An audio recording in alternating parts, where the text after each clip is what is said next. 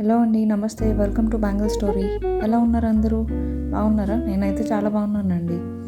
ఈరోజు పిజ్జా ఎలా చేద్దామో చూద్దామండి. ముందుగా కావాల్సిన పదార్థాలు: ఒక క్యాప్సికమ్, ఒక tomato, paneer, onion, cucumber, mayonnaise. ఇప్పుడు అన్నీ కట్ చేసుకొని చక్కగా బౌల్లో మైనీస్ వేసుకొని మిక్స్ చేసుకొని ఉంచుకోవాలి.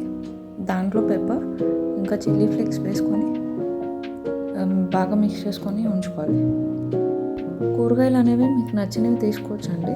లైక్ కార్న్, మష్రూమ్ తీసుకోవచ్చు, చికెన్తో కూడా చేసుకోవచ్చు పిజ్జా. అది మీ పైన డిపెండెంట్ ఉంటుందండి. ఇప్పుడు బేస్ ఎలా ప్రిపేర్ చేద్దామో చూద్దామండి. దీనిపైన రెడ్ చిల్లీ సాస్ ఇంకా పిజ్జా పాస్తా సాస్ తీసుకోవాలి. బేస్ మీద ఈ 2 సాసెస్ వేసుకొని బాగా ఈవెన్ అవుట్గా స్ప్రెడ్ చేసుకోండి. బాగా క్లీన్గా స్ప్రెడ్ చేసుకోవాలి. ఇది ఇలా బాగా స్ప్రెడ్ చేసుకున్న తర్వాత ముందుగా కలిపిన కూరగాయలు, మైనీస్ మిశ్రమం మొత్తం దీని మీద వేసి బాగా స్ప్రెడ్ అవుట్ చేసుకోవాలి. అది కూడా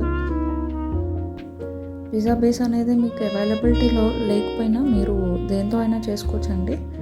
ఇంట్లో చపాతీ పిండి ముద్ద కలిపి చపాతీ చేసుకొని దాని మీద కూడా ఇలా చేసుకోవచ్చు. లేకపోతే కాలీఫ్లవర్ క్రస్ట్తో కూడా చేసుకోవచ్చు. కాలీఫ్లవర్ క్రస్ట్ అనేది ఇంకా హెల్తీ అండి. స్టవ్ ఆన్ చేసుకొని పెనం పెట్టుకొని వేడెక్కడానికి వదిలేయండి ఒక 5 నిమిషాలు. ఇక్కడ పిజ్జా మొజరెల్లా చీజ్ తీసుకున్నామండి మేము. మీరు ఏ చీజ్ అయినా తీసుకోవచ్చండి. చీజ్ అనేది గ్రేట్ చేసుకొని వేసుకోవాలండి, అది బాగుంటుంది. చీజ్ అనేది ఇంట్లో కూడా చేసుకోవచ్చండి, అది చాలా ఈజీ. అది ఇంకొకసారి చూపిస్తామండి ఎలా చేసుకోవాలో. ఇప్పుడు పెనం మీద మూత తీసేసి చూసుకోండి, అట్లా తీయండి.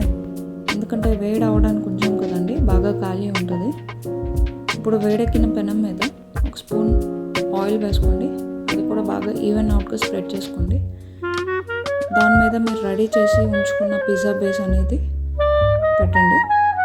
అలా పెట్టిన తర్వాత దాన్ని కవర్ చేసి ఉంచండి ఒక 15 to 20 మినిట్స్ వరకు. 15 to 20 మినిట్స్ వరకు లో ఫ్లేమ్లో వదిలేయండి.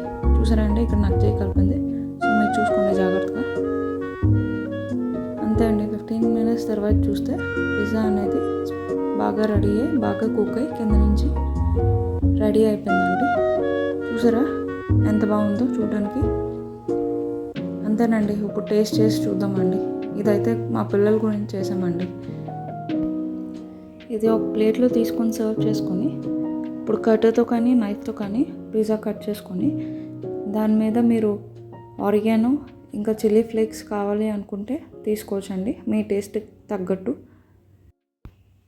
చూసారా అండి, మా పిజ్జా అయితే నోరు ఊరిపోతుంది నాకు. మా పిల్లలకి అసలే ఉప్పు తవ్వలేదు, అందుకే నేను ఇంకో పిజ్జా చేసుకొని తిన్నానండి వాళ్ళు పడుకున్నప్పుడు. మీరు కూడా చూసి బాగా ఎంజాయ్ చేశారని అనుకుంటున్నాను. నెక్స్ట్ వీడియోలో ఇంకో యమ్మీ రెసిపీతో కలుస్తానండి. అంతవరకు బాయ్. Enjoy your pizza.